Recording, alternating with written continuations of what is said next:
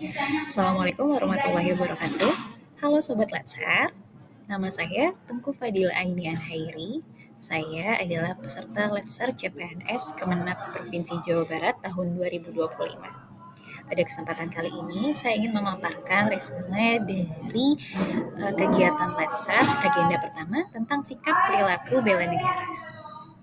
Nah, sebelum kita masuk ke bentuk perilaku bela negara, kita perlu tahu dulu apa sih itu wawasan kebangsaan. Jadi, wawasan kebangsaan adalah cara pandang bangsa Indonesia mengenal diri dan lingkungannya, mengutamakan kesatuan dan persatuan wilayah dalam penyelenggaraan kehidupan bermasyarakat, berbangsa, dan bernegara. Jadi, secara singkat, wawasan kebangsaan itu adalah cara pandang kita bangsa Indonesia untuk mengenal diri kita sendiri. Nah, setelah tahu tentang wawasan kebangsaan, kita mau tahu apa sih hubungannya dengan aksi bela negara? Nah, secara lebih simpelnya, wawasan kebangsaan ini adalah pengetahuan dasar yang selanjutnya menjadi landasan yang membentuk kesadaran kita dalam melaksanakan bela negara. Nah, dengan memiliki wawasan kebangsaan yang kuat, seseorang akan lebih mudah memahami pentingnya menjaga persatuan, menghargai perbedaan, keragaman, dan merasa terpanggil untuk ikut serta membela bangsa baik secara fisik maupun non-fisik. Pada resume ini ada 4 pokok pembahasan yang akan saya bahas. Yang pertama adalah wawasan kebangsaan, yang kedua nilai-nilai bela negara, yang ketiga kesiapan bela negara, dan yang keempat isu-isu kontemporer.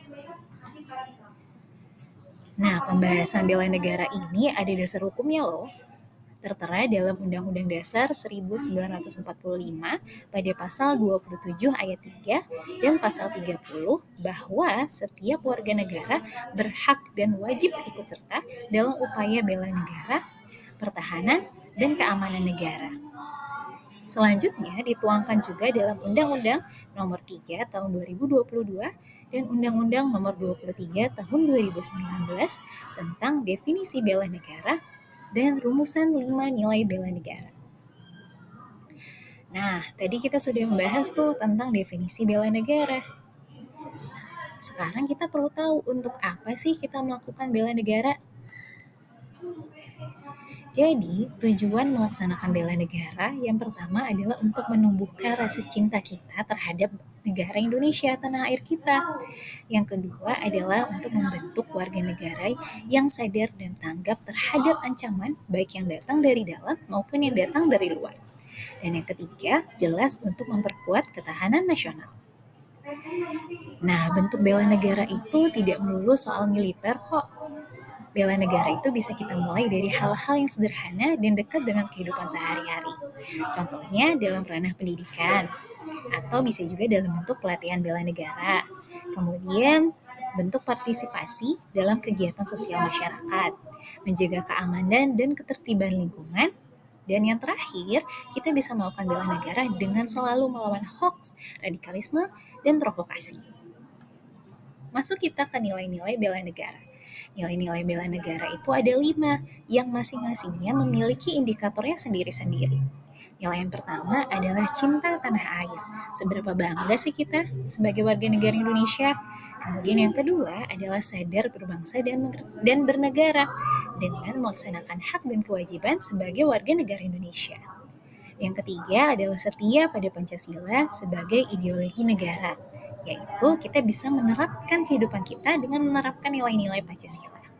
Yang keempat, kita rela berkorban untuk bangsa dan negara, baik secara profesi yang kita jalani. Dan yang kelima adalah kemampuan awal bela negara. Bisa kita mulai dengan memelihara jiwa dan raga yang sehat. Nah, setelah ini kita juga akan membahas bahwa bela negara itu ada kalanya tidak selalu diterapkan, bahkan di lingkungan-lingkungan di sekitar kita. Sehingga kita masuk ke pembahasan isu kontemporer. Isu kontemporer ini membahas aktual dan relevansi yang mempengaruhi kehidupan sosial, politik, ekonomi, dan budaya terkait dalam aksi bela negara. Tujuannya untuk apa? Tujuannya adalah untuk meningkatkan kesadaran kritis dan merumuskan solusi yang bisa kita lakukan agar isu ini bisa teratasi.